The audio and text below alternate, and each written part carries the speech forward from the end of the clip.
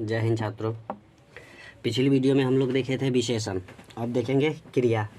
ये भी अभिकारी शब्द का प्रकार है, चौथा। चलिए नहीं, क्रिया जानने से पहले क्रिया से रिलेटेड मुख्य बातें जान लेते हैं। जैसे देख लीजिए, पहला है धातु। धातु किसको कहते हैं ये जान लेते पहले। तो देखिए, क्रिया के मूल रूप को क्या कहते हैं?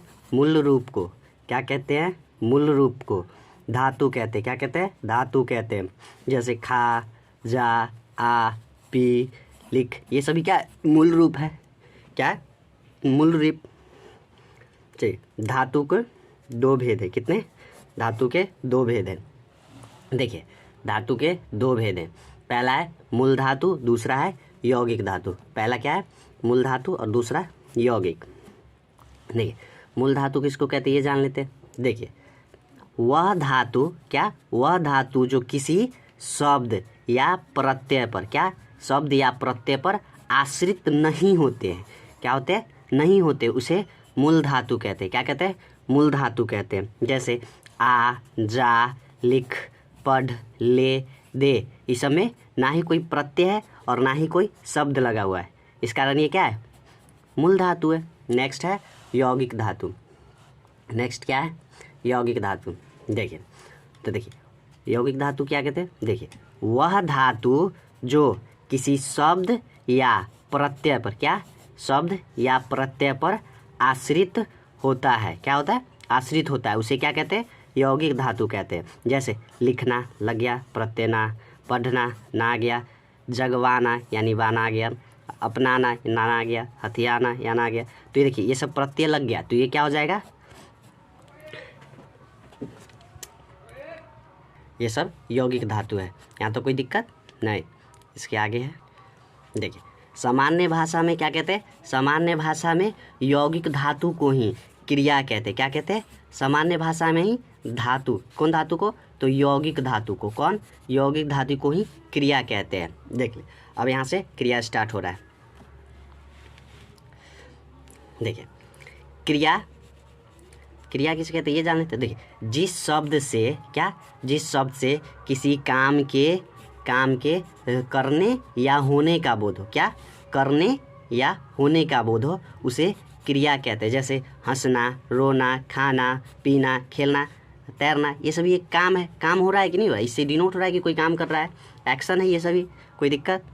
चलिए, ये सबको कहते हैं क्रिया कहते हैं। देखिए, अब क्रिया के दो रूप है। कितने हैं? दो भेद है। क्रिया के दो भेद हैं। क्रिया के दो भेद हैं। पहला है सकर्मक क्रिया, दूसरा है अकर्मक क्रिया। सिंपल सा इसको यहीं पे समझा देते हैं। देखिए, सकर्मक क्रिया कहते हैं जिसमें कर्म हो, यानी कि ऑब्जेक्ट। क्या? ऑब्जेक्ट। क्या? ऑब्जेक्ट, जिसमें कर्म हो यानी कि ऑब्जेक्ट हो। जैसे देखिए, सकर्मक क्रिया जान लेते पहले सही से। देखिए, सकर्मक क्रिया यानी जिस क्रिया के साथ कर्म हो, क्या कर्म हो या कर्म के रहने की संभावना हो, उसे क्या कहते हैं?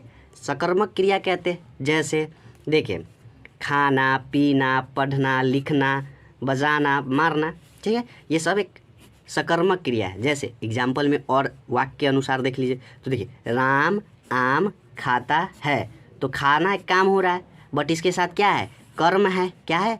कर्म क्या है? ऑब्जेक्ट है, आम। इसी को कहते हैं सकर्मक क्रिया। जिसके साथ कर्म आ जाएगा या होगा, उसे हम क्या कहेंगे? सकर्मक क्रिया कहेंगे। दूसरा नंबर है अकर्मक क्रिया, यानी कि इसमें no object. No object, object नहीं रहेगा। देखिए, जिस क्रिया के साथ कर्म न हो या किसी कर्म होने की न संभावना हो, क्या हो? न संभावना हो, उसे अकर्मक क्रिया कहते हैं। क्या कहते हैं? अकर्मक क्रिया। आना, जाना, रोना, सोना, ये सब क्या है? इसके साथ कर्म नहीं होगा। अब बोलेंगे रोना, तो रोना क्या? क्या रोना? हाँ, जिसे यहाँ पे बोले राम आम खाता है, तो क्या खाता है? तो आम खाता है, बट क्या रोता है? तो क्या बोलेंगे? कुछ नहीं बोल पाएंगे, तो इसके साथ कोई नहीं है कर्म। चलिए आगे देखते हैं। देखिए, यहाँ तक तो क्रिया का भेद था। अब इसके अलावा भी क्रिया के विविध रूप हैं जो कि उसको सहायता प्रदान करता है। ठीक है, देखिए, पहला है सहायक क्रिया। क्या है? पहला सहायक क्रिया, दूसरा है पूर्वकालिक क्रिया, तीसरा है प्रेरणार्थक क्रिया, तीसरा क्या है प्रेरणार्थक क्रिया, चौथा द्विकर्मक क्रिया। ये भी एक तरह से कर्मक अकर्मक का ही टाइप से चलेगा जिसमें द्विकर्म हो जाएगा। चलिए इसको आगे देखते हैं। चलिए अब देख लेते हैं सहायक क्रिया किसे कहते हैं। तो देखिए सहायक क्रिया यानी कि वह क्रिया जो मुख्य क्रिया की क्या करेगा, जो मुख्य क्रिया की क्या करेगा, सहायता करेगा, सहायता करेगा, उसे सहायक क्रिया कहेंगे। क्या कहेंगे, सहायक क्रिया कहेंगे। जैसे राम आम खाता है, तो देखिए ये तो मुख्य क्रिया है कि नहीं है, बट इसके साथ है आया तो ये सहायता कर रहा है कि नहीं यार, ये नहीं रहेगा तो वाक्य पूरा होगा नहीं होगा, इसलिए सहायक क्रिया में आ गया। जैसे अब बहुत सारा है, हूँ है हो रहा ही रही है रहे था थे थी, बहुत सारा है। ठीक है, दूसरा नंबर है पूर्वकालिक क्रिया। दूसरा नंबर क्या है, पूर्वकालिक क्रिया। देखिए जब कर्ता, कर्ता यानी सब्जेक्ट क्या कहेगा, जब कर्ता एक क्रिया को समाप्त कर, क्या एक क्रिया को समाप्त कर उसी क्षण क्या करेगा, उसी क्षण कोई दूसरी क्रिया को आरंभ करता है, तब क्या पहली क्रिया को, क्या तब पहली क्रिया को हम क्या कहते हैं, पूर्वकालिक क्रिया कहते हैं। जैसे खाकर पीकर हंसकर, देखो मैं पढ़कर लिखने लगा, क्या बोला, मैं पढ़कर लिखने लगा, तो पढ़कर क्या है पूर्वकालिक क्रिया। मैं खाकर सोने लगा, तो देखिए खाकर पीकर हंसकर रोकर ये सब क्या है, पूर्व है, पहले हो चुका है, तब ना कोई दूसरा काम करेगा उसमें। ठीक है, तो इसे कहते हैं पूर्वकालिक क्रिया। एग्जाम्पल में समझ में आया, जैसे मैं खाकर पढ़ने लगा, हाँ, चाहे मैं पढ़कर सोने गया, हो सकता है बहुत सारा। नेक्स्ट है प्रेरणार्थक क्रिया। नेक्स्ट क्या है, प्रेरणार्थक क्रिया। देखिए नेक्स्ट क्या है, प्रेरणार्थक क्रिया।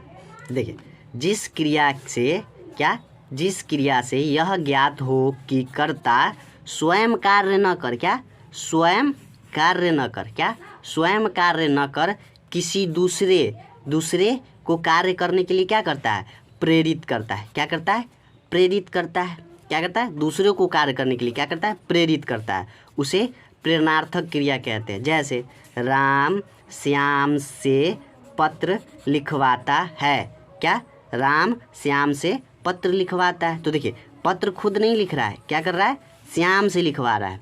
क्या कर रहा है, श्याम से लिखवा रहा है, श्याम से लिखवा रहा है। क्या, तो यहाँ पे क्या हो जाएगा, लिखवाना क्या हो जाएगा, हाँ प्रेरणार्थक क्रिया हो जाएगा। नेक्स्ट है द्विकर्मक क्रिया। नेक्स्ट क्या है, द्विकर्मक क्रिया। नेक्स्ट क्या है, द्विकर्मक क्रिया। देखिए जिस क्रिया के दो कर्म हो, यानी कि दो ऑब्जेक्ट हो, क्या हो, दो ऑब्जेक्ट हो, उसे कौन सा क्रिया कहते हैं, द्विकर्मक क्रिया।